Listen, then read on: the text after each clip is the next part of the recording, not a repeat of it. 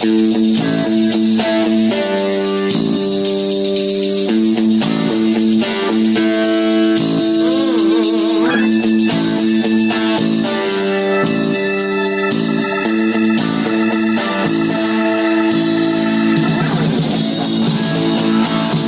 drums are usually my cue.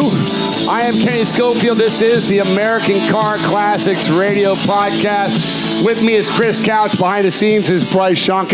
Real quick, that on the radio right there, that music, that stuff, you want to go research it. That is Greg Billings, the Greg Billings Band. That was the Stranger Band out of Clearwater, St. Petersburg, Florida, back in the 80s and 90s. Man, great friends, and Greg has honored us with being able to use his music. If you like it, please go find him on YouTube and anywhere else. He's got a great podcast going on, talking about his golden years and everything else that was with it. 40 years this guy's been writing music, and we get to share it with you all. So as always, all my love to Greg Billings and the Stranger Band and their everything that they've done for the world of music.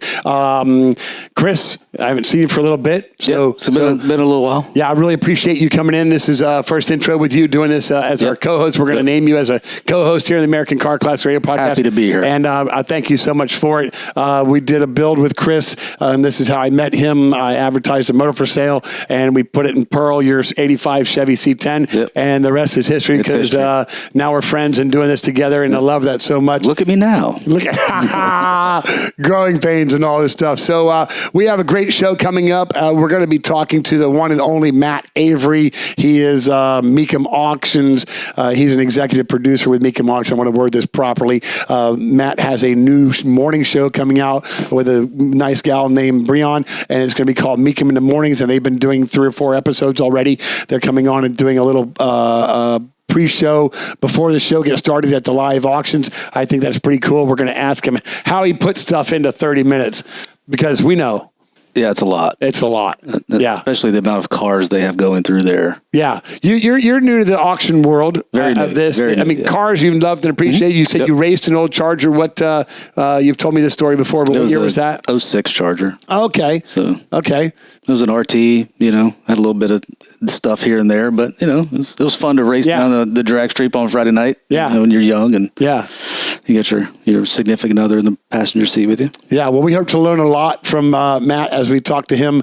We'll probably talk for a better part of an hour because when we get going talking about these cars, and we just love them so much, and we do. I do want to take a second and say thank you to the companies that support us: Jasper Engines and Transmissions, O'Reilly Auto Parts. These are a couple companies that stand behind us, and we're proud to be able to say that we do a lot of business with each of them, and that they do support our show. Bryce, the guy who's behind the scenes and not seen very much, not heard very much, but always has so much to do with our show. Hey. How are you? I'm awesome, man. I want to talk for a second. Never better. I want to talk for a second about, well, you're wearing an IMSA hat. I know where your heart lies. Hey, let me put it on. You have a little something that was some F1 news and stuff that kind of, we talked a while back as this started to unfold, and F1, there's really no news between the races, really. I mean, it's just, they're just so classy. They're so put together. They're so team unionized and family based, and you're shaking your head and smiling already. Not this season. Yeah. I mean, Lewis Hamilton kicked it off by announcing he was moving to Ferrari at the end of the year. And it was weird to do that at the beginning of the year. He's got a full season with Mercedes. So that kicked off all kinds of craziness. Because how do you talk about stuff knowing the guy's going to leave? And that's the thing. And like, Lewis's teammate is now kind of getting upgrades that Lewis isn't necessarily getting. And there's a lot of interesting stuff going on that, they're probably asking him to not show up at certain meetings because all of this stuff in the future, this is all, competitive insider information that Ferrari could use down the line. So it's all very interesting. And then the other thing is, Red Bull having one of the hottest years anyone's ever seen to start off the season. And a little to do with their driver. And Adrian Newey, of course, is a huge reason behind that. He's the one that designed the car. He announces, I'm done. I'm going to go do something else. Yeah. And I don't think he's even around anymore. And that was completely unexpected. And you got to wonder what kind of money is being thrown at him as offers to join us, to do something, to come build, to think about, hey, just let's pick your brain even. There's a lot of buzz. So then you have the second driver at Ferrari that Lewis is going to be replacing. Well, he decides, I'm not going to take this sitting down, and he starts winning races. Yeah, I'm used to NASCAR stuff when the teams started developing multi-car teams, and when they wreck each other, when they'd have team meetings that didn't go so well Monday mornings and stuff. So I'm used to watching some of that stuff off the NASCAR end, but to see it in F1 is, I say, classy. They are a league above other car racer programs. They are, not the fact that they just run so fast, but that they're on city streets in such iconic, beautiful cities and stuff. But it's an elite group. It is an elite group, and it's an international group. It's one of the only true international sports, with, I think, I can't remember how many guys. IMSA has a lot of different countries represented in their drivers as well. But no, Formula One is the big show. I even kind of started to lose interest because Max was just winning everything. Yeah. And then all of a sudden that changed. But Hamilton was winning everything a year and a half ago, 2 years ago? 3 years ago, 3 years, right? Yep. Time flies. Yep. So it's we got the Jimmy Johnson era and the Jeff Gordon era and stuff when it was all happening stuff. It does happen this way. Dynasties happen. The Lakers win 5, Boston Celtics win 3. So it does happen and stuff like this. But the way Max has come on, held it together and done, and Red Bull, and it's not just Max, it's Red Bull. Like you say, the year they're having is unprecedented. Can they come back and do it again? We'll see. Suddenly, it looks to be a lot closer halfway through the season. Like I said, I think we've had 3 different winners in the last 3 Grand Prix. Yeah. You had McLaren is now suddenly looking like they're actually fast enough to challenge Red Bull all of a sudden. At Imola, Lando Norris was about 1 lap short of winning that race. He was behind Max by 0.7 of a second at the end, and he was catching up every single lap up until that point. So there's actually quite a bit. All of a sudden, it's gone from Max winning everything, and you know what's going to happen, to nobody knows what's going to happen at this point. So it's interesting. Well, strategies in a race car are great, and you can have them going in as a crew chief. You can calculate how much gas you're going to use and have and do. But last week's NASCAR race, Chris, I saw that Team Penske, I believe it was, actually had 1 pit stop less than everybody else. Everybody had 4. They had 3, and they were going to win 1, 2, 3. Their first place car ran out of gas on the last lap and went from first place to 24th place. And their second place car did hold on to win, but he did a very limited burnout because he knew he was on fumes. You take these gambles, these chances and stuff like that. F1, I fell in love with F1 for the reason that the driver has so much more options of control in a car than NASCAR does.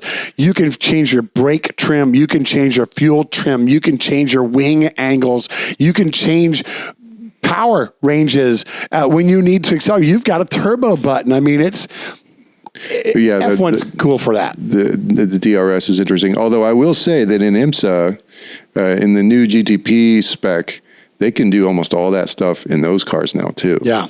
And they can change the brake bias. They can, there's like a 45-page manual for the Acura, just the steering wheel. Right. So, and they just ran the Detroit Grand Prix, which was just, there was so many collisions that I'd say half that field was beat up by the time they got through. It was a tiny little road course right in downtown Detroit, and it was pretty much a bloodbath. Well, we loved when NASCAR came to Chicago and did what they did, but when F1 went out to Vegas, that will live in infamy for that's going to be long time. That's going to quickly become and everything else that happened. So it's going to quickly become the glitziest race in North America, known as that. But there was some crossover news actually.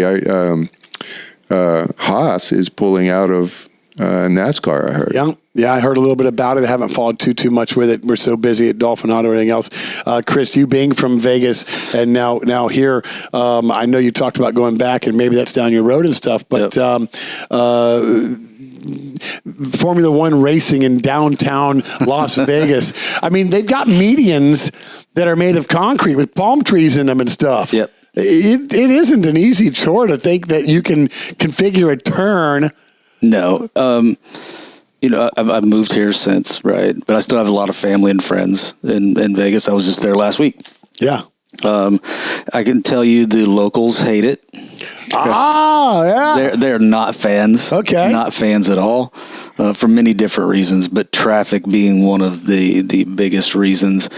Traffic was already bad on the strip, and it just made it that much worse. But locals can stay away. And they do. I mean, because you can hunker down and because Vegas is really, there's the strip, and then there's Las Vegas. Then there's Las Vegas, yeah. There's everybody, just like any other town, USA, any other city. Yeah, but you've got your beautiful golf courses and everything else that happens with it and all that. But a lot of times the locals work down there. Yeah. And so, maybe a 15-minute drive to work is now turned into a 45-minute drive to work. True that. Because you're sitting in one space for 20 minutes. Yeah. Yeah. All right. Well, we're going to have a great show. I know Matt's waiting by, so we're going to get in there and do this with him. So everybody, please sit back and come back and enjoy this next bit of American Car Classics Radio as we know it.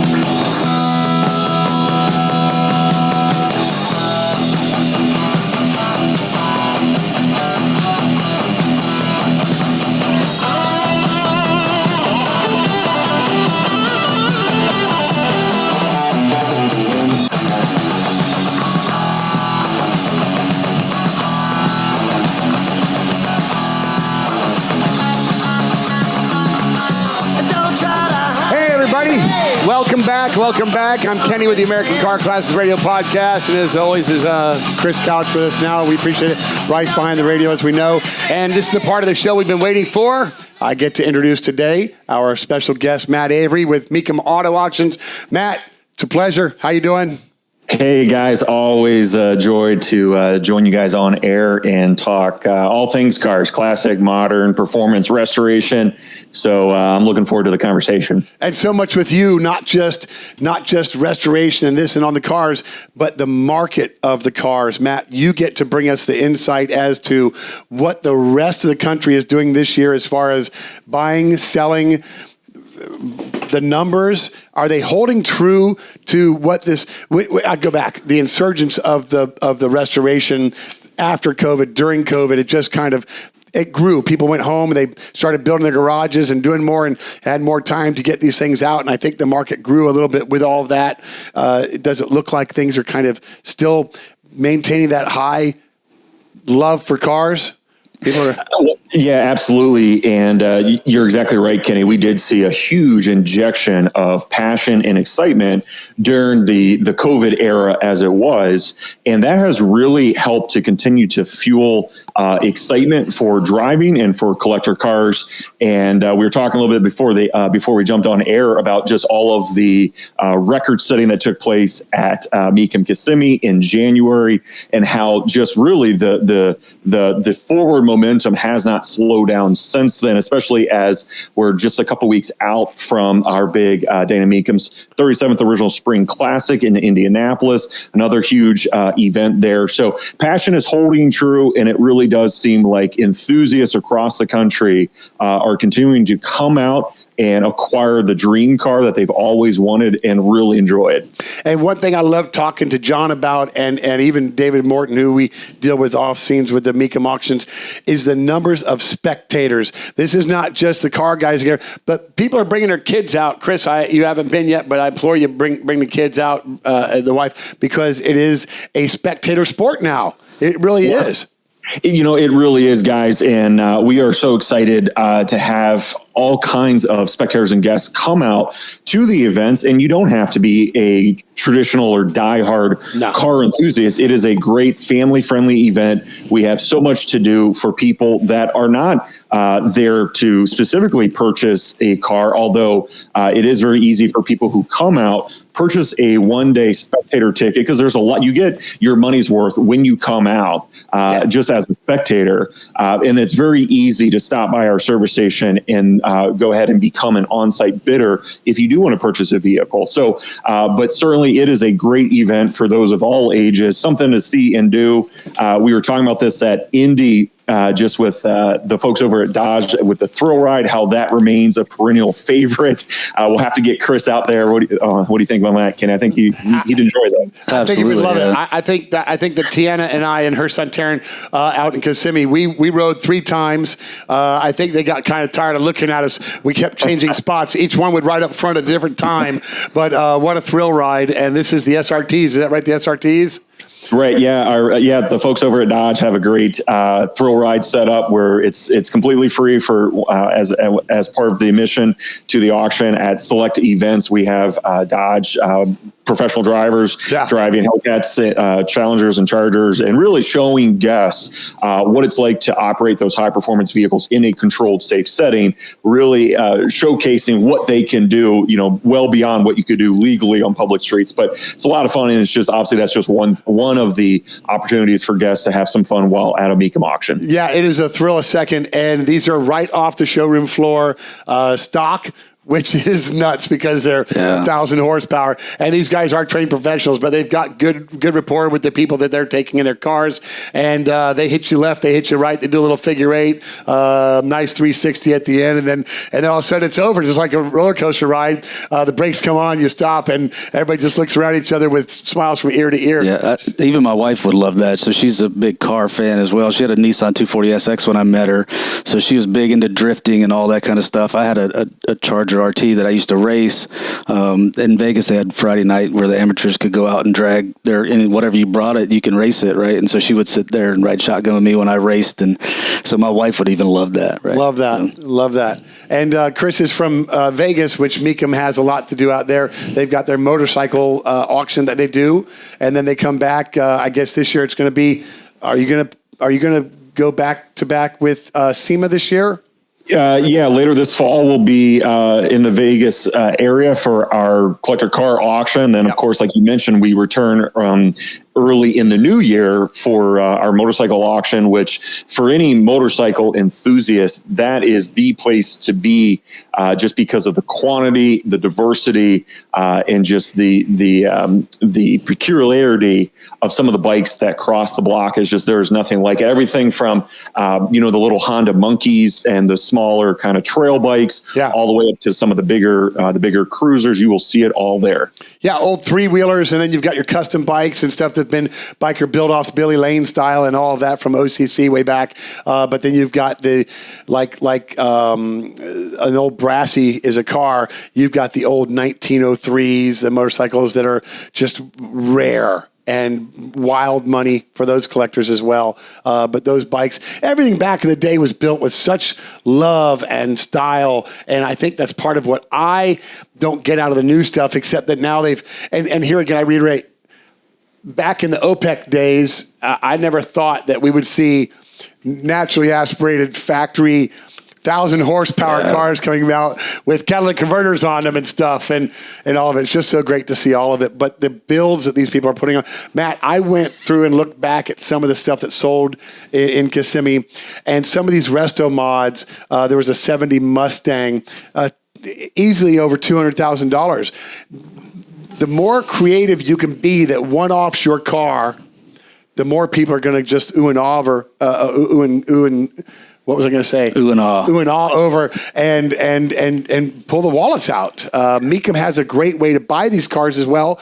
Not just the big goes on, but you don't have to pay for it all at once. They've got credit-based stuff right there and people ready to set up lending for you to where you can go in and pay down and own that car still.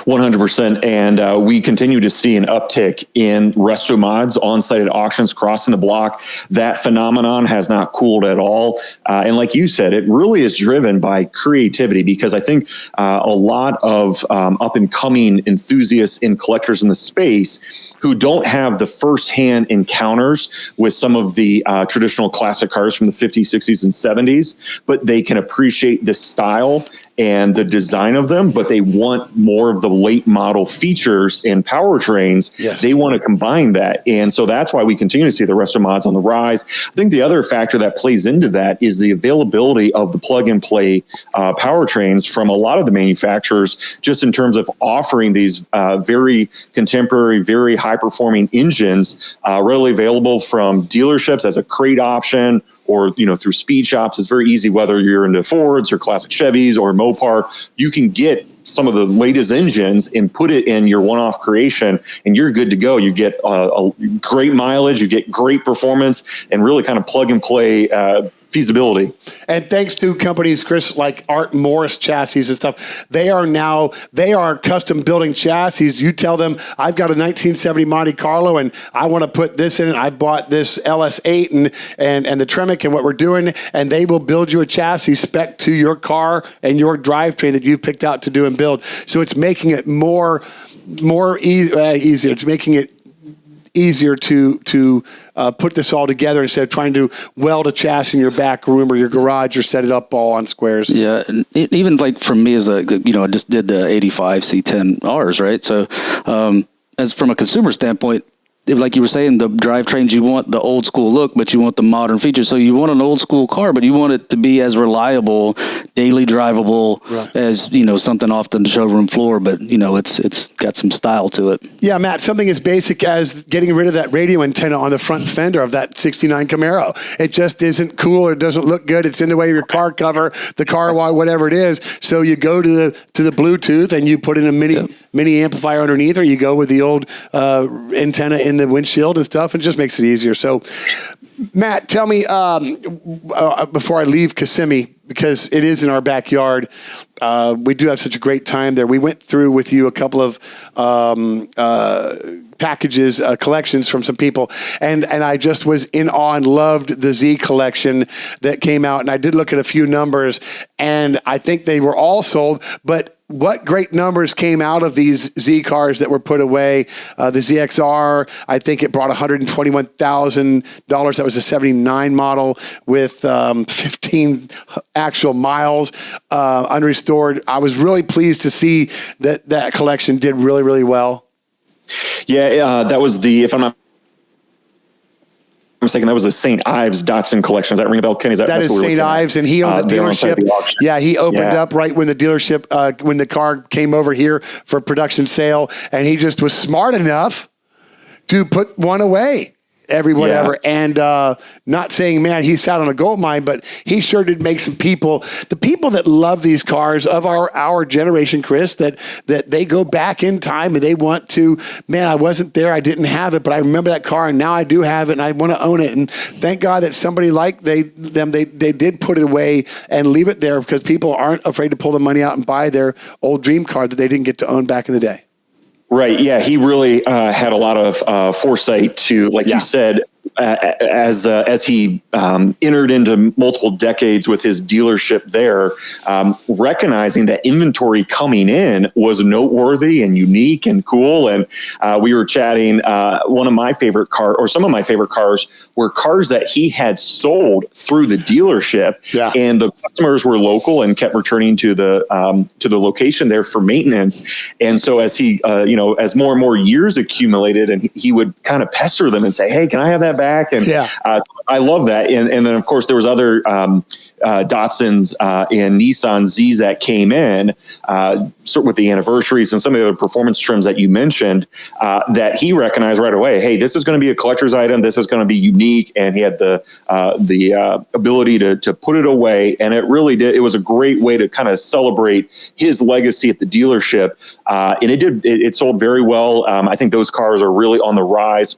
with collectors. I can tell you that even in the months ahead, we have some other large Z car collections coming to auction. Really, that's what happens, is that obviously what happens at Mecum Auctions sets the tone for the industry, and it helps to kind of put a benchmark out there for cars in terms of ones that are on the rise or ones that are cooling off. And in this case, is that particular segment of cars is going up, and collectors are taking notice as there's more and more interest, and people are saying, hey, I remember those cars. I want one of those in my garage now. And I love that Mecum sets the precedence for this, Matt. What a elation it must be to be connected with them. And we certainly are proud to be able to do this with you all and go in and get to see everything that we get to see and learn and all this. But there's Carlisle, there's other auctions out there. But Mecum, they don't try to pander to anyone else. You all simply, and it's from the first light that comes on, the balloon drop, the first person you meet walking in the door, everyone always has a great attitude, a great smile, a great personality. When you go in to register a car, we're stressed. We've got our title. What are we doing? The car isn't being scratched. I had to take gas out of it before. And they're just there to make it easy. Here's a bottle of water and a hat and relax and enjoy yourself. And we're going to get this for you.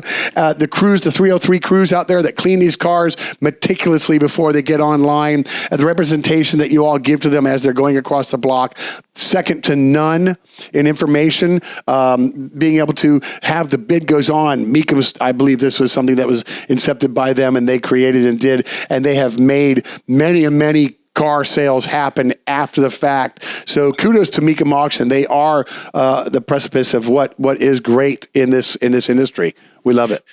Yeah, well, I appreciate that. The Mecum Auctions team, we pride ourselves on working hard to provide a world-class environment to showcase, if you're a seller, your vehicle, and if you're a buyer, to both ways to provide the best environment for both parties, and to really have a wonderful, pleasant environment. And I know that our team, we know we've done a job well done when we get that kind of feedback from both buyers and sellers, as well as also spectators who come out and say, hey, I had a great time. We love hearing that, and it really fuels us as we rev up for the next auction, because we don't take a lot of time off. We put these events around the country, and we certainly have a blast doing it. Yeah, I know that you and John lives up north as well, so it's good for y'all to be able to come down and enjoy a little bit of our Florida sunshine in the middle of winter.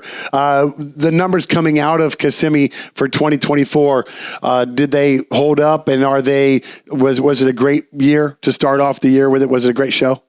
It was. Yeah, we continued just kind of charging ahead into the new year. Kissimmee really sets the tone for what's in store for the 12 months ahead. And man, we came out there with a bang, and we went right into our next auction, and we really haven't slowed down since. And it's funny that Kissimmee seems, I'll be honest, guys, it seems far away only because of the pace that we keep. But obviously it was just a few months ago. But I would say that, where a lot more of the spotlight has been recently is on the Indianapolis auction, having just come off of that. There's a lot to dive into, guys, with that. Yeah. So starting with, we are coming close to having 3,000 lots cross the block at that event, which is very exciting. It continues to get bigger and better. It does. And I got to say, one of the exciting things for our team this year was in being able to incorporate a brand new building renovation that had been done there on site at the fairgrounds. If you haven't been to the auction, it may not sound noteworthy, but we have really been able to incorporate it. We've redesigned the flow of foot traffic into the facility. In the way that the fairgrounds have done this building, you come in on a second level and it drops down to a first level. And so you are really hit with this great visual of coming into the Mecum Auction experience, looking out over a sea of cars as you make your way into the other halls and arenas. But I got to say, I was kind of posted up there with another project, which we can talk about, the launch of a brand new morning show called Mecum in the Mornings that I'm co-hosting. But I was kind of set up there for most of the time there at the auction, and it really adds so much to that event. Indianapolis continues to be a great market for us. We work well with the officials there, the local city officials, as well as the fairground group.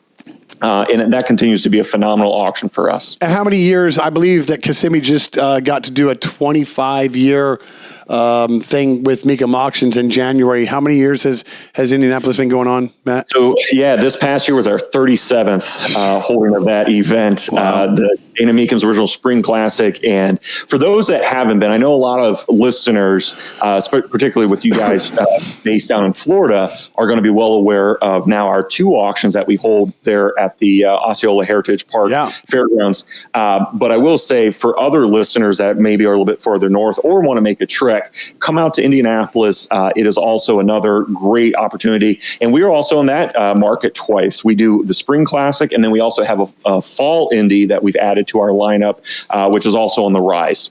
That's great. And you're mentioning almost 3,000 cars, Chris. He is not saying that Mecum and Kissimmee, I think, Matt, what do you get at the 4,500, 4,200 anyway? Right, yeah. This year we eclipsed 4,000 consignments. Wow! And now Indianapolis is going to come in at 3. I talked a little bit off air with you about Houston. Houston's already happened this year, correct? Correct. And Yep. Do you know the lot number count there? How many cars consigned? Let's see. We had just over 1,000 vehicles. We were there in early April, and we had over 1,000 vehicles, and with overall sales totaling just shy of $30 million. And that's so impressive. I mean, it is. I was going to say insane, but impressive, Chris. It is. It speaks volumes as to the company that's bringing this show. I call y'all a circus because when we go out to Kissimmee, it is a circus, but it is a family-based business, and it just when you go out as a spectator, you are in awe of it all, and it's so hard. You want to go back another day because you know you didn't see everything, but just the energy and vibe from it all does this. So it is, and like I said, it makes it so easy for you to consign a car. I kept saying that Houston has kind of been under the radar. Everything's big in Texas. I feel that market is going to continue to grow, and that auction is just going to continue to get bigger and bigger. It's the right time of year. It's the right place, I think, for a lot of people that want to be somewhere other than Florida. I just like the market for it. I think it's going to be great. Hey, Matt, this is Bryce. I had a question. There was one, and I can't even remember which auction it was, but I think it was a couple weeks ago, and it was one of the original Ford GT road cars, and it went for multiple millions. Did you happen to notice that one, and do you have kind of the background, or can you tell us a little bit about that? Sure. Well, I will say one of the vehicles that you might be thinking of is, I know at the Spring Classic, we were showcasing some of the cars, some of the consignments that will be coming to upcoming auctions. And we are already starting to preview what we have in store for our Monterey auction coming up later in August. And we do have a 1969 Ford GT40 lightweight. So again, this will be selling in August, but it was on site. And anytime, as you guys are well aware, anytime you have those Ford supercars on site, they attract attention just because of the storied legacy that they have there in the race competition. So that was certainly noteworthy. Some of the other cars that are somewhat related to that are we've had numerous of the Shelby 427 Cobras at auction, including the high seller of the Spring Classic was a 66 427 Cobra Roadster that sold for just over $2.1 million. So really some serious Ford heritage on site at some of the most recent auctions. Those were always one of my favorites when I was a kid, was the Shelby Cobras. Yeah. And I thought those were the coolest cars. I still think they're one of the coolest cars. I just saw a video with Wayne Carini that he bought one a while back. He sold it. He went out and bought it again. And this one was special because of the size of the motor that was stuffed in there by the people that did it. And I don't remember who it was, but it was all engine. And what a car. And certainly the rarity, the more you take something as classic as an iconic as the Cobra, and then you modify to this scale that they did and put the prominence behind it, man, it's just a masterpiece, So you're going to be coming back to Florida, Matt, in July 10th through the 13th. This is going to be the Florida Summer Special, and this is probably 4 or 5 years old. This was a show that started because of COVID and a cancellation in a show up north that they said they had time. Let's go back to the market in Florida. Florida's open for business. Let's do that. And started out at the Osceola County Convention Center, but has been moved back to the Osceola Heritage Park where the winter auction is. And I think that's a good move. I know that exhaust fumes were getting a little bit heavy in the convention center, and this is a good auction for you all. It's not too hot. It's not too. What's going on with that one? Yeah, so you're exactly right. So the Florida Summer Special, as it's now known as, is becoming a well-liked addition to our calendar year. And as you correctly stated, we'll be there July 10th through the 13th with a target of around 1,500 consigned vehicles crossing the block there at the Osceola Heritage Park. And yeah, this event continues to grow. The Florida market has proven that it's a hotbed for collector car activity. And so we were thrilled to have an opportunity to return there a couple years ago and have made it a permanent addition for the time being. And it's great to get down to Florida. It's not as great as you mentioned, like for John and I being northern guys, getting down there there in January. Yeah. But anytime there at the fairgrounds is great. It's kind of a January Kissimmee light in terms of it's not quite to that level, but it's certainly on the move. And also, one of the things I'll point out, guys, is as we're talking as we talk about these upcoming auctions, I encourage listeners that for many of these events, we already have consignments that are posted. So even though we're talking about the summer special, I'm here now on our website, mecum.com, and you can look up these auctions and get all the details about them from the hotels to stay at, from admission prices, all that. And then certainly you can check out to see the vehicles that are currently consigned and more being added. So if anyone has any interest in, like I said, checking out what's going to be crossing the block, chances are we already have some of that already being posted online. Yeah, and Mecum Auctions is on board with Motor Trend and doing everything TV time with Motor Trend. But you guys do so much live streaming that if you want to watch the whole auction, you can from the comfort of your living room.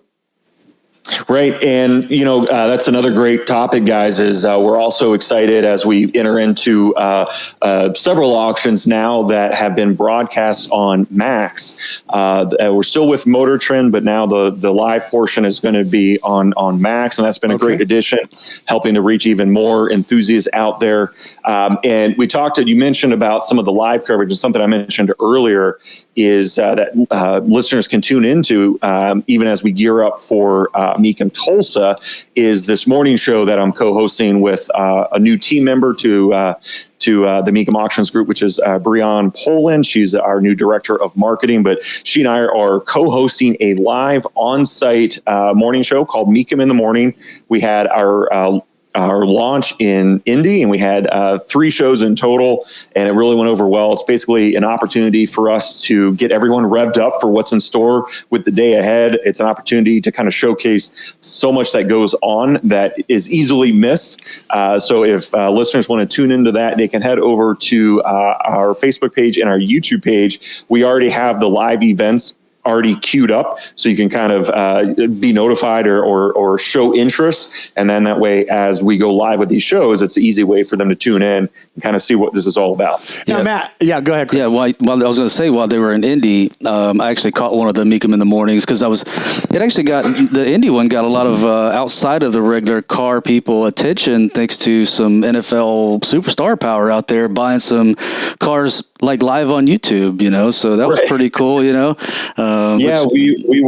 were excited. We had Pat McAfee, who was out. He's well-known Colts punter, if I'm not mistaken, as well as now he's really flexing his talent as a commentator. He has his own show. Yeah, he's really one of the biggest sports guys there is at the moment. Yeah, but wonderful guy. He came out for a couple days, and like you said, then he came out, and then I think the next day on his show, he bought a vehicle over the phone, which you can do. We have several ways for people to bid, and then I think he returned another day and ended up buying a vehicle for his wife, I think a Bronco. But and then we also had some other Colts players too that come out as well, which again just shows that everyone is welcome, and you'll never know who you'll bump into at an auction. That was the thing that I've never having been to a Mecum auction. I would think as somebody who's never been exposed to it, maybe a little intimidating, and sitting there watching Mecum in the morning and with the cars that you guys were talking about and kind of recapping things like that. You could really, especially when they were talking to Pat. The one thing that really came across to me was how, being from Vegas, the hospitality came across even through YouTube, right? Like how welcome they were and how they made you feel very comfortable even for your first time and something like that. So even that came across to somebody like me. Love that, Matt. You are, I know you personally, and you're a little more reserved than I am, but you're giddy about this morning show. You've got a little smile about you when you start to talk about it, that you and Breon, you've got something going on here that you feel is a great addition, and you're proud of this. I can tell. You've written books. You've done it all. I mean, you haven't done it all, but you're young. You got plenty of time. But this is something that how long has it been in inception? What did it take to get this thing off the ground? Yeah. It's been in inception for a while, and I guess maybe I don't know if I'm reserved or if some excitement is shining through, which I'm glad it is, because it is exciting. It's an exciting project. It's been in the works for a while, just because I've wanted to kind of bring it to fruition, just because of the need for it. And I know it might sound like overkill, guys, as to listeners, as we talk about our TV broadcast. Obviously, they do a phenomenal job. Providing live coverage. We have our social media team that knocks out of the park. So I know some listeners might be thinking, well, how much more do I need? But as you identified, Chris, just with what goes on, it's a great opportunity for Brianna and I to really get guests up to speed with what's in store for that day.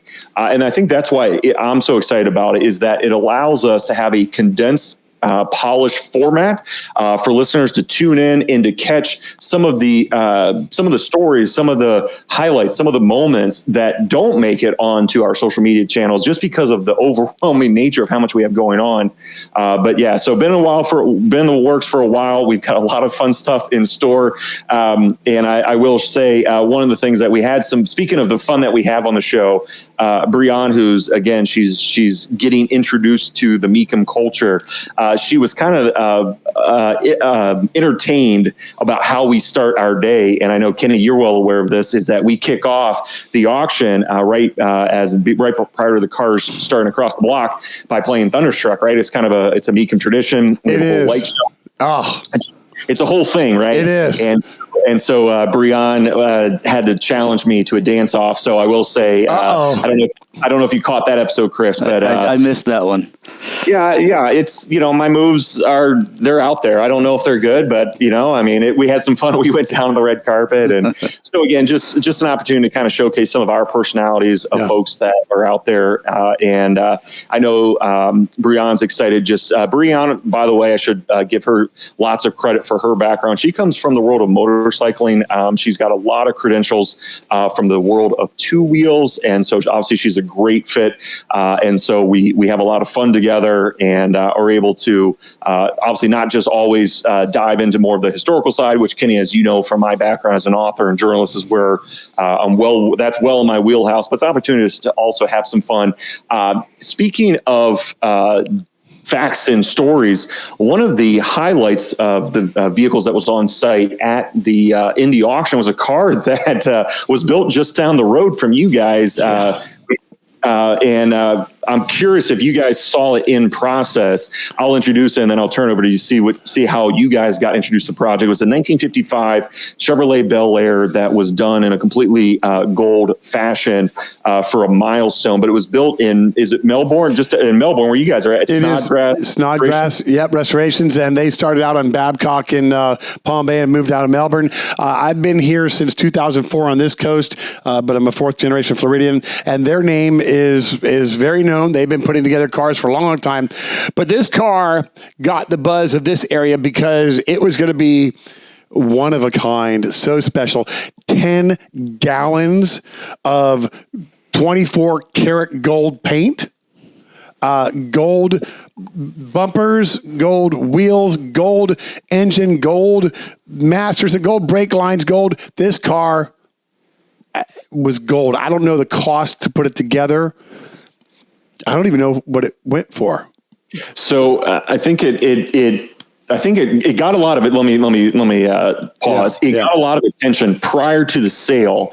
Only because of the over the top nature, and for we'll fill listeners in because they might be wondering what's with the gold cars. So back in the fall of 1954, General Motors was marking the manufacture of their 50 millionth vehicle. Now, of course, it wasn't the 50 millionth Chevrolet, but across the line, their portfolio of vehicles, right? And it just so happened to be a 55 Chevrolet Bel Air. So what General Motors did was they actually produced a trio to have a little of a shell game, as you can imagine, from a marketing standpoint. They had the 50 millionth vehicle but then they also kind of created, or they took two other vehicles that were not the 50 millionth, and for marketing purposes and, travel and shows, they kind of said that they were the same vehicle. But to identify the 50 millionth and then the two companion cars, they coated them in gold paint, and then they also did some gold plating on them, just as a way to celebrate that. And so this team, as you mentioned, Snodgrass, Real Deal Steel, and then Steve Blades, who is I believe he's in Kentucky or he's a little bit further north, historian, Tri-5 expert, got involved with the project. And basically, from talking with him, guys, this trio of cars have kind of vaporized off the grid. It's one of those things where I know a lot of people ask me, just because of talking my discussions with Steve about these cars. I got the question, a lot of people are saying, how come General Motors didn't keep them? And I think people fail to realize that General Motors, along with a lot of the other major OEMs, they kind of hit milestones pretty regularly. So like not everything, they can't keep everything. No. And so this trio of cars got out, and one of I forget the exact details, but I think two of them had kind of gone off the grid. One of them ended up with a collector in one of the Carolinas, and unfortunately was burned to a crisp in an accidental garage fire. So future is unknown. Parts exist, but not in a complete state. So this Tri-5 trio of experts decided to recreate, and I think it's the closest we'll ever come to seeing one of those cars, how they would have looked. But phenomenal job. And so again, catching lots of attention because of looks, and then went across the block, selling for $434,500, which I think knocked everyone's socks off. But keep in mind too, guys, as you mentioned, Kenny, this recreation tribute, Steve told me it had, I think, over $100,000 of gold plating in it. Yeah. So not your run-of-the-mill 55 Chevy. No, not at all. They are good on social media, and they're good to go ahead. And they had a lot during this build. They kept a lot of things kind of under wraps, but they did put out some videos and do on social media that did let us see and follow this as it was going through. It was a multi-year build. I don't know how long they've been thinking out before they got going, but it took up a lot of space. And I, as a shop owner, know what that, man, when you see a car, Chris, it's amazing that when you take this car apart, Matt, it'll fill a couple of buildings full of parts. It's just amazing to watch this. But I can't even begin to think about bringing in this chrome and unwrapping it, and how much padding and blanket they must have had, and how many tables set up, and all the bolts and parts, and the guys handling them to go together surgically. Precision, I'm sure, like with nuts and bolts and everything, you don't want to scratch or bend or drop or whatever. Yeah. So the amount of time that it went into it and everything else, I here again as a shop owner, man, slow clap. I wonder. I don't want to say that I'll bet there wasn't a profit in this car. But sometimes it doesn't matter about that. It's the joy of doing this, bringing this back, putting it out there, getting your name out there, whatever it was. But man, what a painstaking labor of love tribute to this build. Yeah, well said, Chris. I mean, that was evident from my conversation with Steve and the team there, just that it was a passion project. And, like you identified, Kenny, when you blow a car apart for restoration, to keep it organized and to keep everything straight, it does take up a lot of space, because I know that was a question that I think the team who put that car together got, was why not keep it? You spent multiple years doing it. And I will say, I know that when the car got completed, I think it was just earlier this year, they wasted no time in getting it out and getting into some notable shows. Yeah. I know it was here in Chicago, I believe at the World of Wheels event. And then also, I forget some of the other locations, but swept. I mean, I'm saying multiple award winner. Yeah. And so I think for the trio there, Steve and the two shops, I think that was the intent. They put all this time and effort into something, didn't really know what it would pan out with. No pun intended there with the gold reference. But they didn't know how it would pan out. But I think that was the goal, is to bring this concept to reality, to celebrate one of the most significant Tri-5 Chevys that may or may not ever surface. And they got it out on the show circuit. And I know that, I think there was some dialogue on their social media page. Yep. You mentioned, Kenny, that they're active.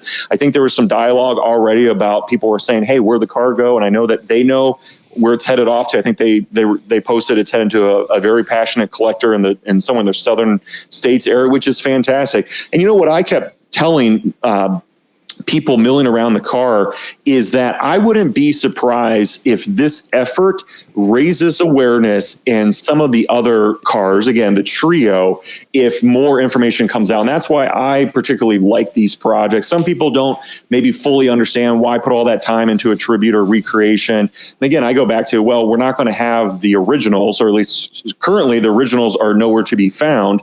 But I wouldn't be surprised, just because these type of efforts, when they are brought to a top tier event like Mecum, they're spotlighted properly. That car got a lot of media attention. I know TV crews were all over it just because of where it was parked in the in that entryway, and then certainly went across the block. I wouldn't be surprised if Steve and the team are already starting to kind of get some ripples about some other information coming to light, which just helps everyone to learn. It helps to spotlight the education on this car, and I'm kind of excited to see what results from it. Yeah, the Tri-5s are so hot right now. I mean, the 55 is the hottest, I think, but we've watched the market on these cars, and here again, the more that are put together, the more that are put away, collected, the less there are of them to build and do. So it becomes a rarer commodity. But people love old stuff, but with new flavor. What was this company that came out and started building the modern Bandit cars? And this was such a cult following for such a cult iconic car that they built a company and started making these in a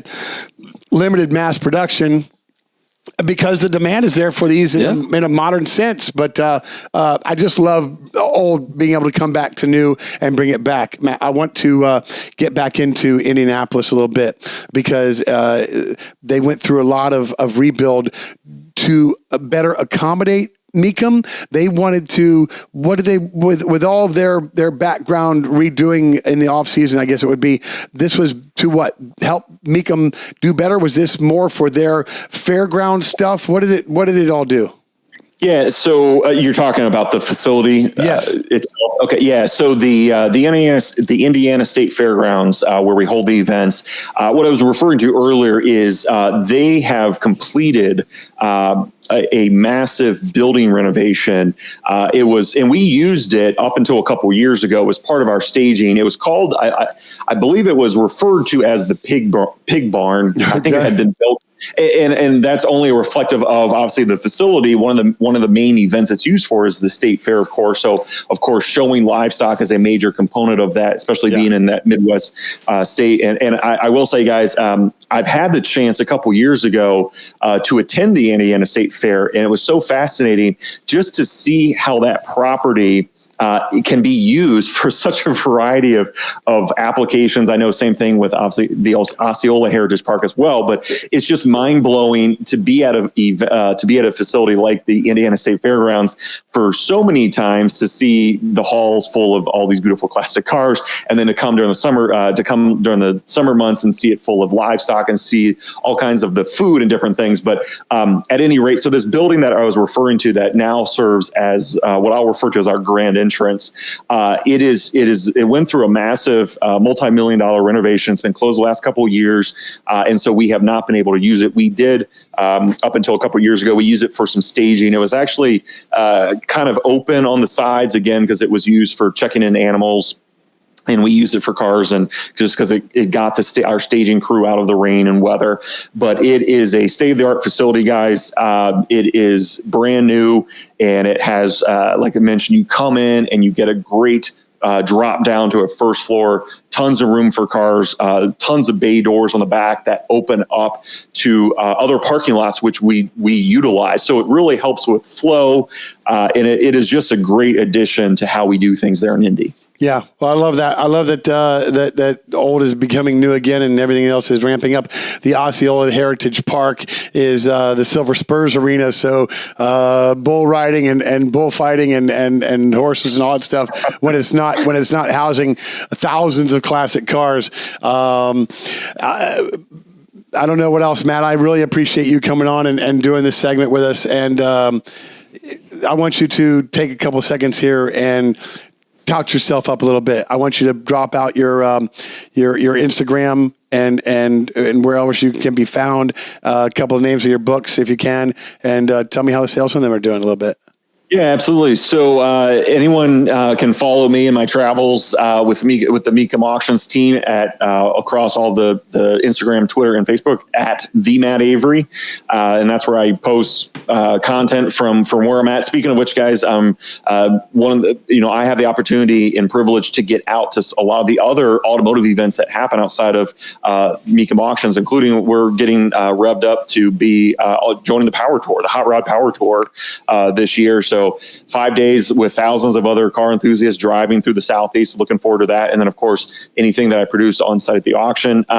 You mentioned my books. I've written 2 so far on some of the most notable eras of Chevrolet performance. COPO is my first large piece of journalistic research that came out a couple years ago, documenting the central office production order operations that Chevrolet had from 65 to 72-ish. And some of the most legendary, some of the most desirable classic cars are COPO Camaros, COPO Chevelles. So that details all about how they came about in key figures like Don Yanko, Dick Harrell, Vince Piggins, and many others. And then my latest book, which has now been out for, I think, a year and a half, Camaro Special Edition. So I kind of followed it up by continuing to zero in on some of the other notable Camaros that had been built from all the way back to the very first year, 67, all the way up to 22. Is the model year 22 is where I stopped, just because that's when we went to print. But yeah, they're doing well.